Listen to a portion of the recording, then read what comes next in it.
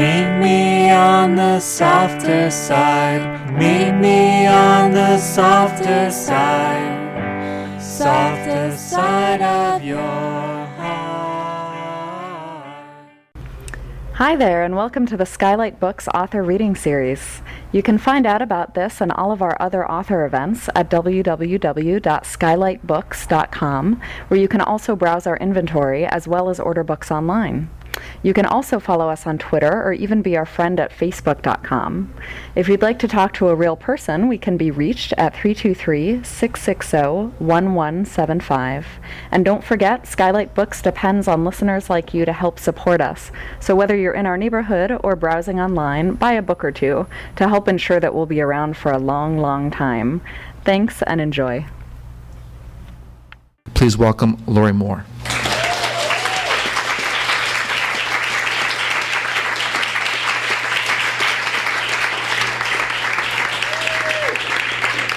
Thank you very much. I apologize for being late. My driver I hope she's not here because I'm going to speak about her. Took us over an hour to get from downtown. But we had a nice tour of LA. This city is huge. That's all I can say. I'm going to move this water. Okay. I'm going to read a story called Thank You for Having Me, because that's exactly how I feel. Thank you for having me. The day following Michael Jackson's death, I was constructing my own memorial for him. I played his videos on YouTube and sat in the kitchen at night with the iPod light at the table center, the only source of illumination. I listened to Man in the Mirror and Ben, my favorite, even if it was about a killer rat. I tried not to think about it being about a rat, as it was also the name of an old beau who had emailed me from Istanbul upon hearing of Jackson's death. Apparently, there was no one in Turkey to talk about it with. When I heard the news of Jackson's death, I thought of you, the expo had written in that sweet, loose-limbed dance you used to do to one of his up-tempo numbers. I tried to think positively. Well, at least Whitney Houston didn't die, I said to someone on the phone. Every minute that ticked by in life contained very little information until suddenly it contained too much. Mom, what are you doing? Asked my 15-year-old daughter, Nikki. You look like a crazy lady sitting in the kitchen like this. I'm just listening to some music, I said. But like this? I didn't want to disturb you.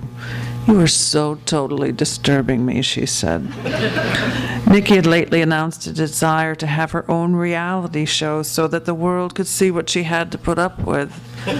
I pulled out both the earbuds. What are you wearing tomorrow? Whatever, she said. I mean, does it matter? Oh, no, not really.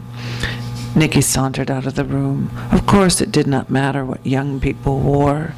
They were already amazing looking without really knowing it, which was also part of their beauty. I was going to be Nikki's date at the wedding of Maria, her former babysitter, and Nikki was going to be mine.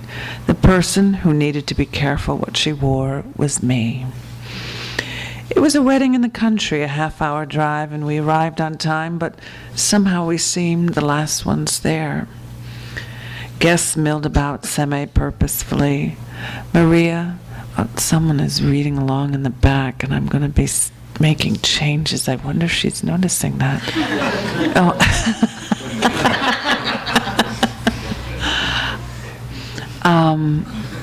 Okay. Maria, an attractive, restless Brazilian, was marrying a local farm boy for the second time, a second farm boy on a second farm. The previous farm boy... The previous farm boy she had married, Ian, was present as well. He had been hired to play music, and as the guests floated by with their plastic cups of wine, Ian sat there playing a slow, melancholic version of I Want You Back. Except he didn't seem to want her back. He was smiling and nodding at everyone and seemed happy to be part of this send-off. He was the entertainment. He wore a T-shirt that read, "Thank you for having me." This seemed remarkably sanguine and useful, as well as a little beautiful. I wondered how it was done. I myself had never done anything remotely similar. Marriage is one long conversation, wrote Robert Louis Stevenson. Of course, he died when he was 44. So he had no idea how long the conversation could really get to be. I can't believe you wore that, Nikki whispered to me in her mauve eyelet sundress. I know, it probably was a mistake, I said. I was wearing a synthetic leopard print sheath. I admired camouflage. A leopard's markings, I'd imagined, existed because a leopard's habitat had once been alive with snakes, and blending in was required.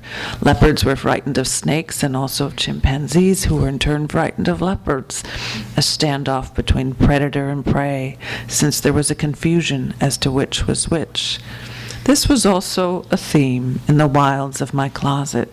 Perhaps I had watched too many nature documentaries. Maybe you could get Ian some lemonade, I said to Nikki. I had already grabbed some wine from a passing black plastic tray. Yes, maybe I could, she said, and loped across the yard. I watched her broad, tan back and her confident gait. She was a gorgeous giantess. I was in awe to have such a daughter. Also, in fear, as in fearful for my life. It's good you and Maria have stayed friends, I said to Ian. Ian's father, who had one of those embarrassing father-in-law crushes on his son's departing wife, was not taking it so well. One could see him, misty-eyed, treading the edge of the property with some iced gin, keeping his eye out for Maria, waiting for her to come out of the house, waiting for an opening when she might be free of others so he could rush up and embrace her. Yes, Ian smiled. Ian sighed, and for a fleeting moment, everything felt completely fucked up. And then everything righted itself again. It felt important, spiritually, to go to weddings, to give balance to the wakes and memorial services. People shouldn't have been set in motion on this planet only to grieve losses. And without weddings, there were only funerals. I had seen a soccer mom become a rhododendron with a plaque next to the soccer field parking lot, as if it had been watching all those matches that had killed her. I had seen a brilliant young student become a creative writing contest, as if it were all that writing that had been the thing to do him in. And I had seen a public defender become a justice fund, as if one paid for fairness with one's very life. I had seen a dozen people become hunks of rock with their names engraved so shockingly perfectly upon the surface it looked as if they had indeed turned to stone, been given a new life the way the moon is given it, through some lighting tricks and a face-like font. I had turned 100 Rolodex cards around to their blank side. So let a babysitter become a bride again. Let her marry over and over. So much urgent and lifelike love went rumbling around underground and died there, never got expressed at all. So let some errant, inconvenient attraction have its way. There was so little time. There are a bazillion Brazilians here, said Nikki, arriving with 2 lemonades. What did you expect? I took one of the lemonades for Ian and put my arm around her. She was silent for a while. Do you ever think of Dad? Dad who? I asked. Come on, she said. You mean Daddy? The weekend her father left the house, the town, the country, everything, packing so lightly I believed he would come back. He had said, you can raise Nikki by yourself, you'll be good at it. And I had said, are you on crack? And he replied, continuing to fold a blue twill jacket, yes, a little. Dadder as in batter, Nikki said now. She sometimes claimed to friends that her father had died, and when she was asked how, she would gaze bereavedly off into the distance and say, a really, really serious game of hangman. Mothers and their only children of divorce were a skewed family dynamic, if they were families at all. Perhaps they were more like cruddy buddy movies, and the dialogue between them was unrecognizable as filial or parental.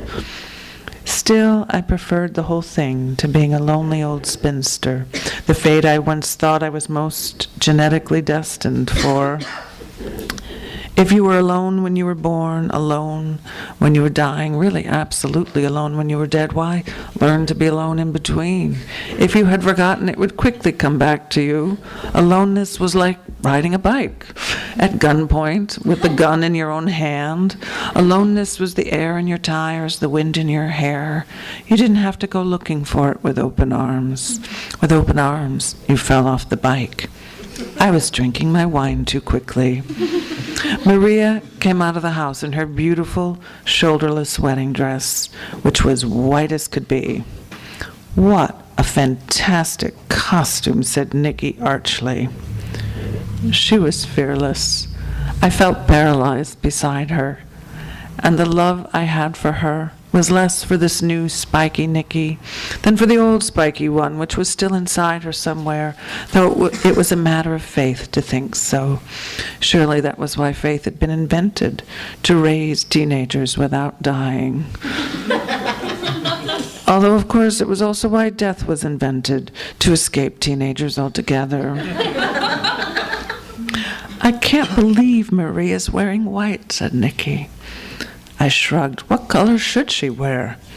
"Gray," Nicky said immediately, to acknowledge having a brain, a little gray matter. "Actually," I said, "I saw something on PBS recently that said only the outer bark of the brain, and it does look like bark, is gray. Apparently the other half of the brain has a lot of white matter for connectivity." Nicky snorted, as she often did when I uttered the letters PBS. "Then," said Nicky, "she should wear gray in acknowledgement of having half a brain." I nodded. "I get your point," I said. Guests were eating canapes on paper plates and having their pictures taken with the bride, not so much with Maria's new groom, a boy named Hank, which was short not for Henry but for Johannes, and who was not wearing sunglasses like everyone else, but was sort of squinting at Maria in pride and disbelief. Hank was also a musician, though he mostly repaired banjos and guitars, restrung and varnished them, and that was how he, Maria, and Ian had all met. Now the air was filled with the old silver jewelry smell of oncoming rain. I edged toward Ian, who was looking for the next song, idly strumming, trying not to watch his father, I, Maria. Ian smiled and began to sing, "I Will Always Love You," sounding oddly like Bob Dylan, but without the sneer. "You are a saint," I said when he finished. He was a sweet boy, and when Nicky was little, he had often come over and played soccer in the yard with her and Maria. "Oh, no, I'm just a deposed king of corn. She bought the farm. I sold it to her, and then she flipped it and bought this one instead." He motioned toward the endless field beyond the tent, where the corn was midget and standing in mud, June not having been hot enough to evaporate the puddles. The tomatoes and marijuana would not do well this year. "Last night," he said, "I had a dream that I was in West Side Story and had forgotten all the words to I Like to Be in America." Doesn't take a genius to figure that one out. "No," I said, "I guess not." "Jesus, what is my dad doing?" Ian said, looking down and away. Ian's father was still prowling the perimeter a little drunkenly, not taking his eyes off the bride. "The older generation," I said, shaking my head as if it didn't include me. "They can't take any change. There's too much missingness that has already accumulated. They can't take any more." "Geez," Ian said, glancing up and over again. "I wish my dad would just get over her." I swallowed more wine while holding Ian's lemonade. Over by the apple tree there were 3 squirrels. A threesome of squirrels looked ominous, like a plague. "What other songs you got?" I asked him. Nicky was off talking to Johannes Hank. "I have to save a couple for the actual ceremony." There's going to be an actual ceremony? Sort of. Maybe not actual. They have things they want to recite to each other. "Oh, yes, that," I said. They're going to walk up together from this canopy toward the house, say whatever, and then people get to eat. Everyone had brought food, and it was spread out on a long table between the house and the barn. I had brought 2 large roaster chickens, cooked accidentally unclean, while I was listening to Michael Jackson on my iPod. But the chickens had looked okay, I thought, hanging off the bone a bit, but otherwise fine, even if not as fine as when they had started and had been Amish and air-chilled in a fortune. When I had bought them the day before at Whole Foods and gasped at the total on my receipt, the cashier had said, "Yes, some people know how to shop here and some people don't." 33, I said. "Perhaps that's good luck." "Yep, it's about as lucky as 2 dead birds get to be," said the cashier. "Is there a priest or anything? Will the marriage be legal?" I now asked Ian. Ian smiled and shrugged. "They're going to say you do after the other one says I do. Double indemnity." I put his lemonade down on a nearby table and gave him a soft chuck on the shoulder. We both looked across the yard at Hank, who was wearing a tie made of small yellow pop beads that formed themselves into the shape of an ear of corn. It had ingeniousness and tackiness, both, like so much else created by people. "That's a lot of do's," I said. "I know," he said, "but I'm not making a beeline for the jokes." "The jokes?" "The doozy one, the doo-doo one. I'm not going to make any of them." "Why would you make jokes?" I asked. "It's not like you're the best man." Ian looked down and twisted his mouth a little. "Oh dear, you are?" I said. I squinted at him. When young, I had practiced doing the upside-down wink of a bird. "Don't ask," he said. "Well, look," I put my arm around him. "George Harrison did it. And no one thought twice. Or, well, no one thought more than twice." Nikki approached me quickly from across the grass. "Mom, your chickens look disgusting. It's like they were hit by a truck."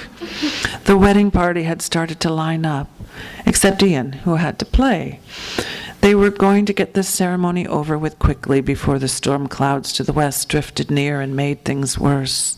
The bridesmaids began stepping first, a short trajectory from the canopy to the rose bushes, where the I do's would be said.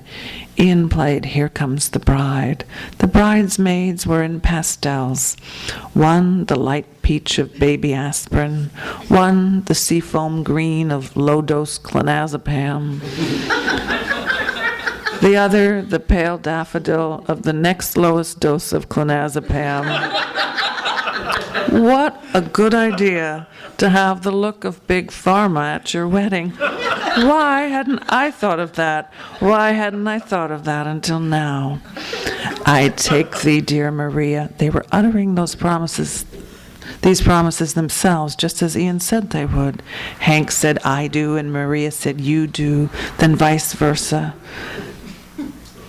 At least Maria had taken off her sunglasses.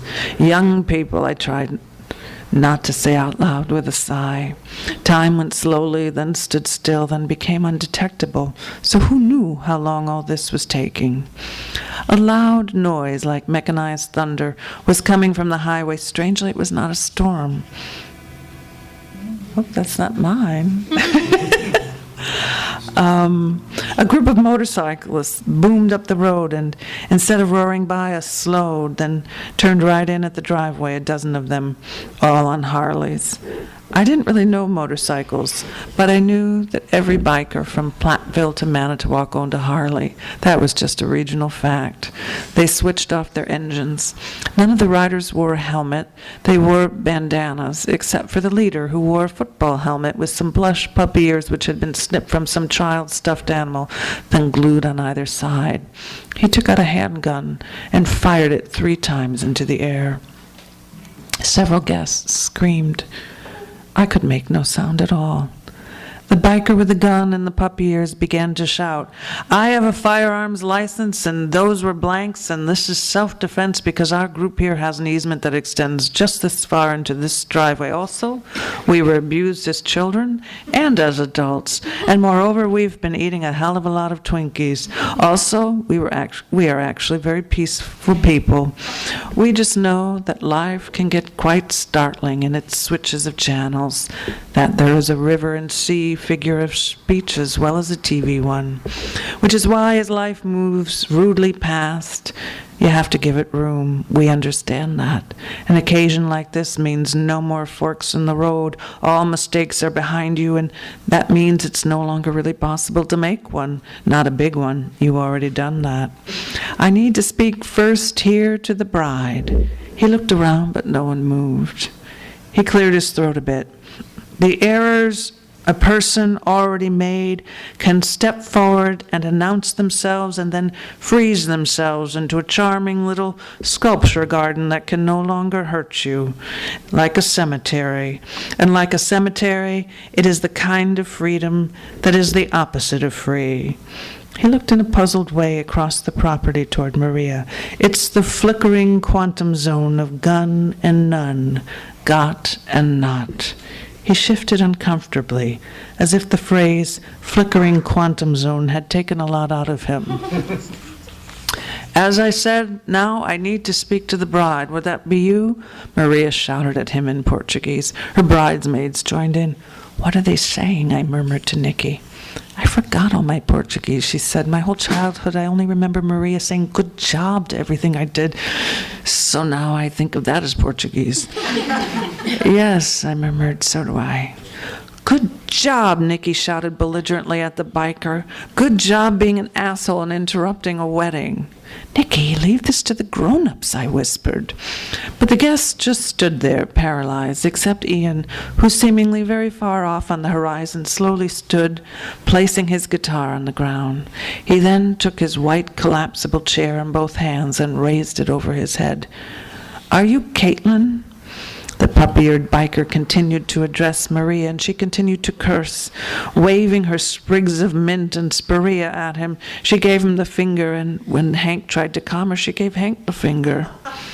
The cyclist turned around with an expression that suggested he believed he might have the wrong country wedding. He took out his cell phone, took off his helmet, pressed someone on speed dial, then turned to speak into it. "Yo, Joe, I don't think you gave me the right address." "Yeah, no, you don't get it. This ain't Caitlin's place." "What? No, listen, what I'm saying is wrong addressee. This ain't it. No speakeasy English here." He slammed his phone shut. He put his helmet back on. But Ian was trotting slowly toward him, with the chair over his head, crying the yelping cry of anyone who was trying to be a hero at his ex-wife's wedding. "Sorry, people," the biker said. He gave the approaching Ian only a quick, unfazed double take. He flicked one of his puppy ears at him and hurried to straddle his bike. "Wrong address, everybody." Then his whole too-stoned-to-be menacing gang started up their engines and rode away in a roar, kicking up dust from the driveway gravel. It was a relief to see them go. Ian continued to run down the road after them, howling, chair overhead, though the motorcycles were quickly out of sight. "Should we follow Ian?" asked Nikki. Someone near to us was phoning the police. "Let Ian get it out of his system," I said. "Yeah," she said, and now made a beeline for Maria. "Good job," I could hear Nikki say to Maria. "Good job getting married." And then Nikki threw her arms around her former caretaker and began, hunched and heaving, to weep on her shoulder. I couldn't bear to watch. There was a big black zigzag across my heart. I could hear Maria say, "Thank you for coming, Nikki. You and your mother are my heroes." Ian had not returned, and no one had gone looking for him. He would be back in time for the rain. There was a rent-a-disc jockey who started to put on some music which blared from the speakers. Michael Jackson again. Every day there was something new to mourn and something old to celebrate. Civilization had learned this long ago and continued to remind us. Was that what the biker had meant? I moved toward the buffet table. You know, when you're hungry, there's nothing better than food, I said to a perfect stranger. I cut a small chunk of ham. I placed a deviled egg in my mouth and resisted the temptation to position it in front of my teeth and smile scarily, the way we had as children. Oh, look at those sad chickens, I said ambiguously and with my mouth full. There were rumors that the wedding cake was still being frosted and that it would take a while. A few people were starting to dance before the dark clouds burst open and ruined everything. Next to the food table was a smaller one displaying a variety of insect repellents, aerosols and creams, as if it were the vanity corner of a posh lady's room, except with discreet constellations of gnats. Guests were spraying themselves a little too close to the food, and the smells of citronella and imminent rain combined in the air. The biker was right. You had to unfreeze your feet, take blind steps backward, risk a loss of balance, risk an endless fall in order to give life room. Was that what he had said? Who knew? People were shaking their bodies now to Michael Jackson's Shake Your Body. I wanted this song played at my funeral. Also, the Doobie Brothers taking it to the streets. Also, have yourself a merry little Christmas just to fuck with people. I put down my paper plate and plastic wine glass. I looked over at Ian's dad, who was once again brooding off by himself. "Come dance with someone your own age," I called to him. And because he did not say, "That is so not going to happen," I approached him from across the lawn. As I got closer, I could see that since the days he would sometimes come to our house to pick up Maria and drive her home himself in the silver sports car of the recently single, he had had some eye work done, a lift to remove the puff and bloat. He would rather look startled and insane than look 56.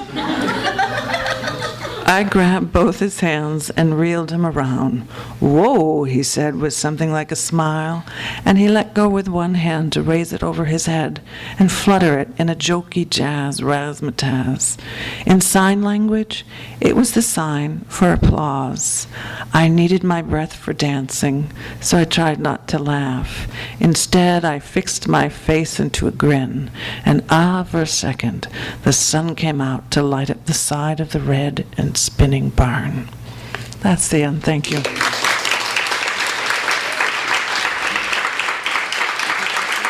take a few questions if people want. Hi, how are you?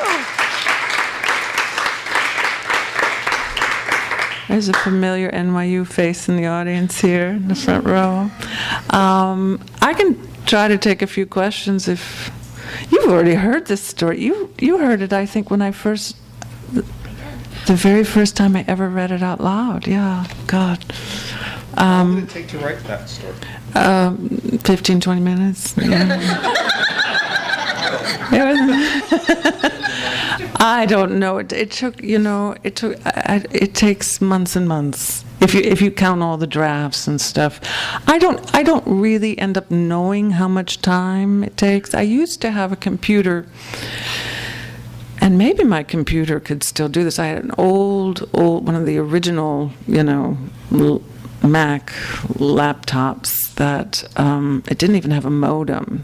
But what it did have was something that told you how many hours you had spent on that document. And it was always really alarming because you'd open up the document and it would say 1,217 hours. And you would think, wow, that's not even close to minimum wage, but that's, you just keep working on something until you feel you're done. And then you get it off your desk and move on. But it was a couple months. Have you gotten better at it? No.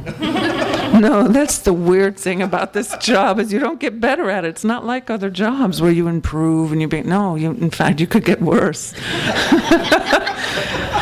When I first started teaching and students didn't have spell check, I would read a lot of misspelled things. And then I started to misspell things too.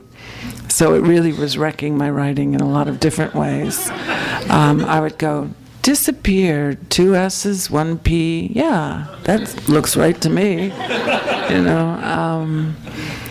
But you realize that it's a leap of faith, It's a leap of faith, and it's not a tragedy if it's not everything you want it to be, and it won't be everything you want it to be, but maybe it'll come close, maybe.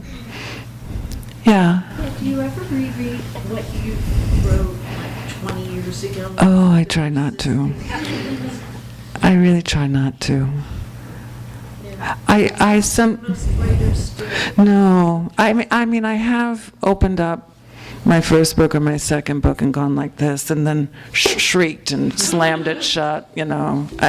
Sometimes I'll see a sentence or something that is I like. I thought, oh, who wrote that? That's good. And then there's a sentence right next to it that's just awful. So I don't know. I don't. Also, they aren't stories or novels or anything that I would write now. Especially those first 2 books. I would never even write anything like that now. I'm not interested in that. I wouldn't take on those stories as a subject. I just wouldn't.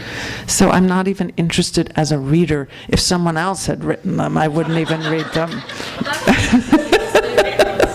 As a reader of yours, going back to your first I would, yeah, and I'll warn you, stay away from the first 2 books. I read a story in the New Yorker, like I recognize your voice. It's like, for me, there's a real history to it. That's comforting. Oh, well, I don't know if that's good or bad. I think it's good. Because the stories in my first book, some of them I wrote when I was 23. And I'm not going to tell you how old I am now.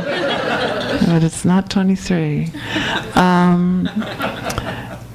But I like to think of every story as having its own voice. I'm not trying to impose my voice onto stories or novels. I'm trying to get the story to have its voice. But I assume, since I'm the author, that they'll have things in common. But, yeah. You're on this tour and you're stuck in cars and so forth. Huh? What? I'm reading the GPS that my drivers. I'm actually not reading the GPS. I was no help as the navigator. I just have to let my driver off the hook there because she was doing the stick shift and the GPS,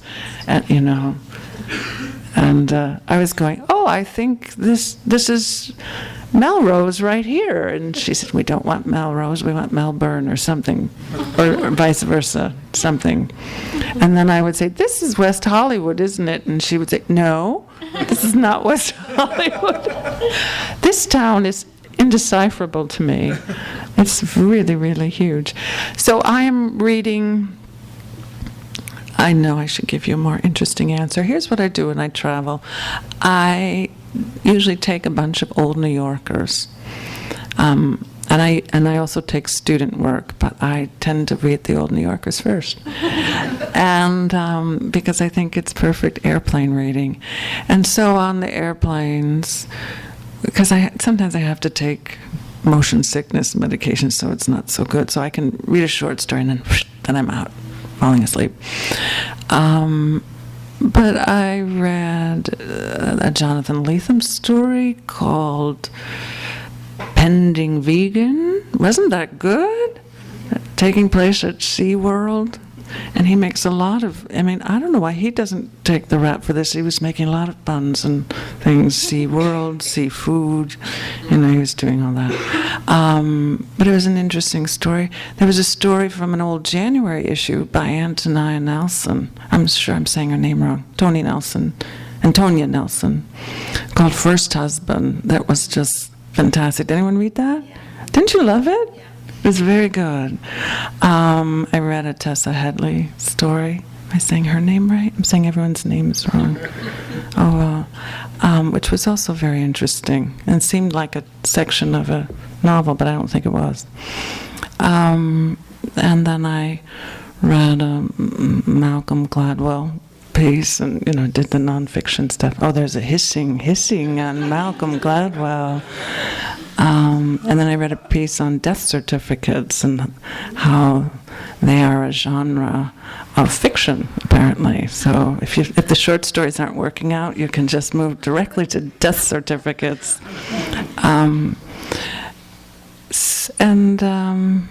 Yeah, that's not very helpful. But when I'm not a good traveler reader, because I usually do the magazine route. But what are you reading? Right now I'm reading Bill Clay, Read. Oh, that's supposed to be so great. Yeah, that's just supposed. A lot of them. Well, you know what I read on the plane? I read a review of that book. George Packer does a kind of roundup review in the New Yorker of all these of fiction and memoirs, are mostly fiction, I think, written by vets, not. So it wouldn't count the Ben Fountain book because he wasn't a vet, but anyone who had actually served and then written fiction. And so it's an interesting article, and he talked about that book a lot. I think that's his favorite of the ones he pulled together. He talked about the Kevin Powers novel and some others. Yeah. Yeah. When you start writing a story, how much of the eventual shape and content of it do you know at the outset? Well, you think, you may have some parameters of time, like you sort of know your setting, you sort of know how much time is going to elapse, and what sorts of things might happen or could happen, and some feelings and scenes that you want to include, but it can change. It can change, but in general, I have to know a little bit of the contours of it, otherwise I'm too lost. So I tend to have a time frame like, all right, with this story, it's going to take place mostly in an afternoon, even though it begins the day before, technically. Or in the first story here, in this book, it takes place from the beginning of Lent right up to Easter weekend. So I know roughly where I am that way, and then you just drive it through, Do you know, or you just head out there blind?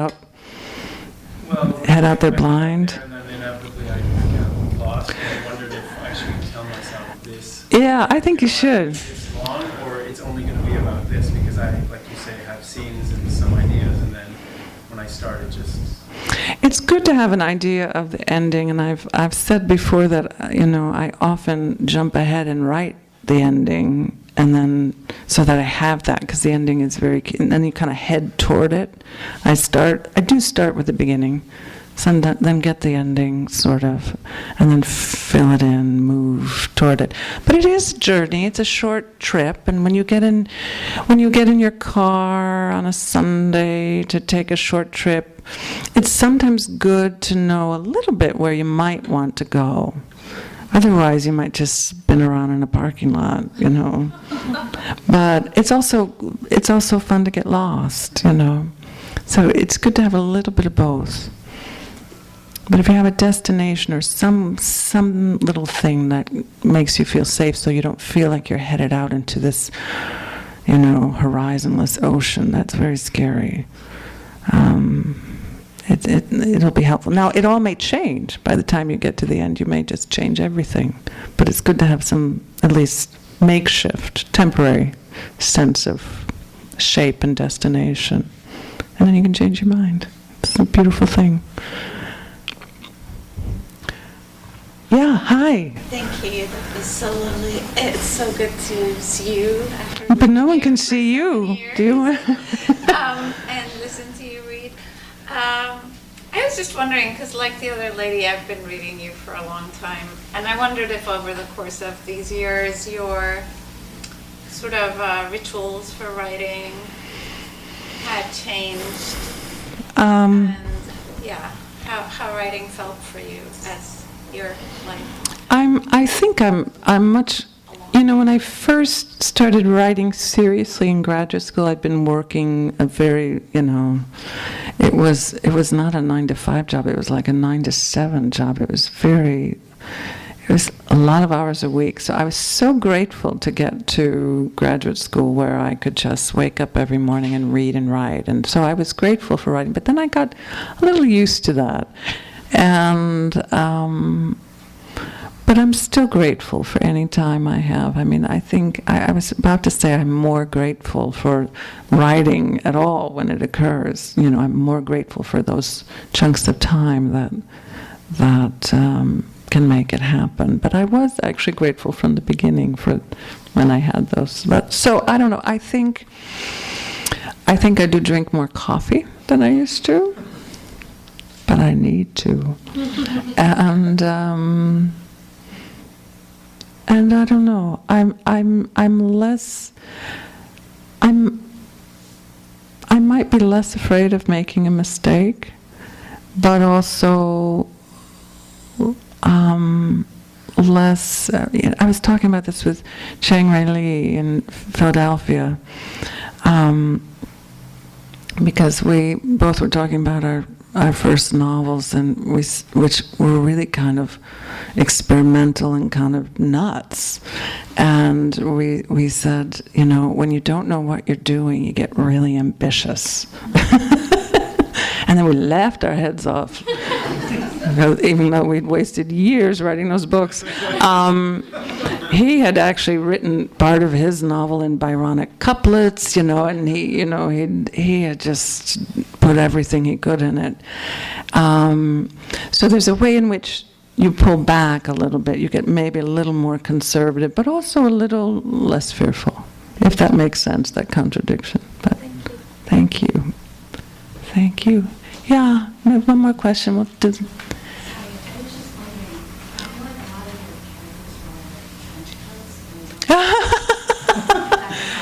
Do they really? They wear trench coats? I have an actual spy, but I didn't even give him a trench coat, I don't think. Well, I think maybe I'm looking at a lot of the self-help maybe, and I feel as though like maybe the trench coat kind of embodies this feminine melancholia in like a really specific way. Isn't that interesting? I think of a trench coat as signifying a flasher.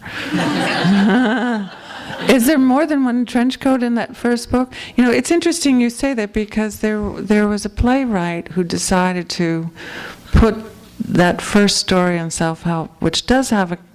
Oh yeah, they both have trench coats. The two, the young woman and the man who meet in trench coats. Yeah, that's how it begins.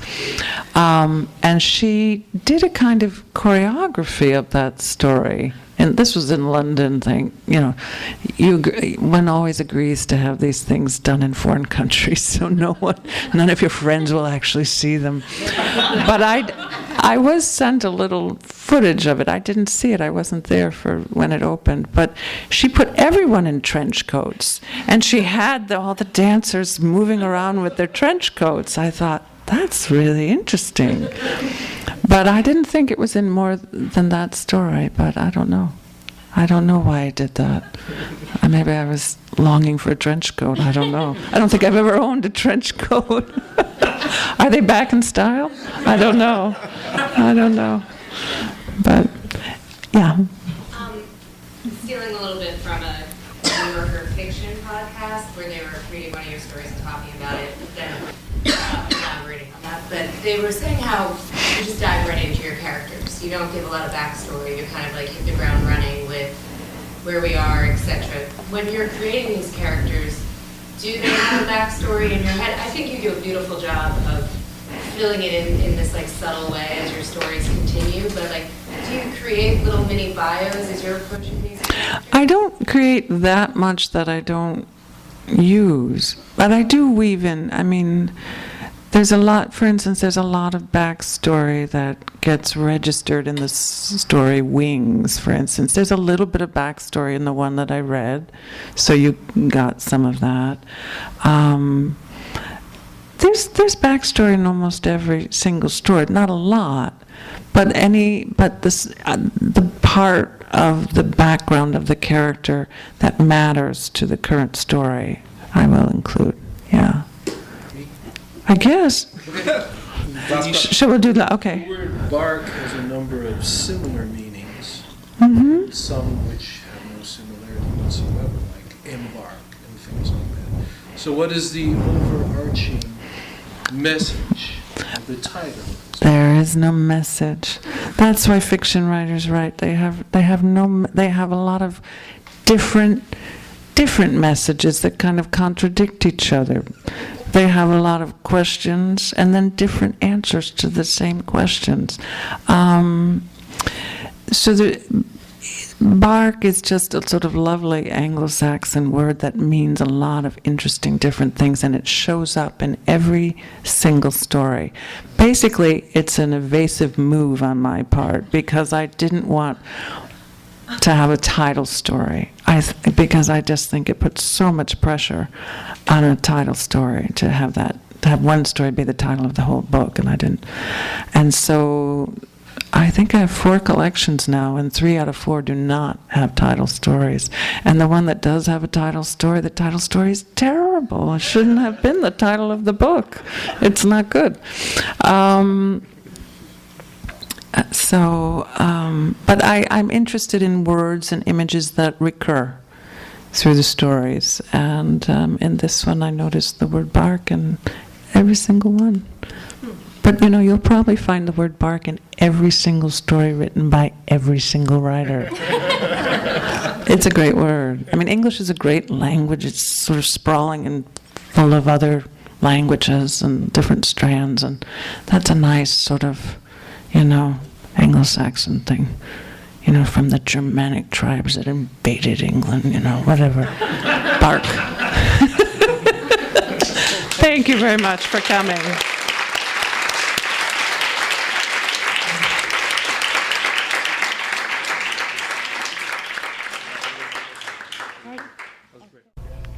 You've been listening to the Skylight Books Author Reading Series. Don't forget that you can check out this and all of our other great podcasts at www.skylightbooks.com. Today's music was provided by Fragile Gang. You can check them out at MySpace, Facebook, and the iTunes Music Store. Thanks for stopping by, and we hope to see you soon.